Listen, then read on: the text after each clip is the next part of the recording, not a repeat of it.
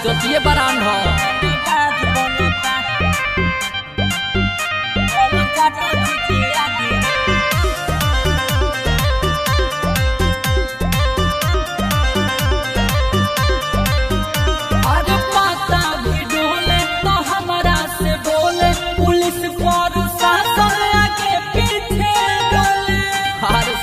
चलती बा चले मरो चिचिला पर खंड में ज्यादा बोली जवन चल जाई झंड में केहू ताज बनता केहू नाज बनता पवन चमार जी के आगे राना बाज बनता पवन जाटो जी के आगे राना बाज बनता।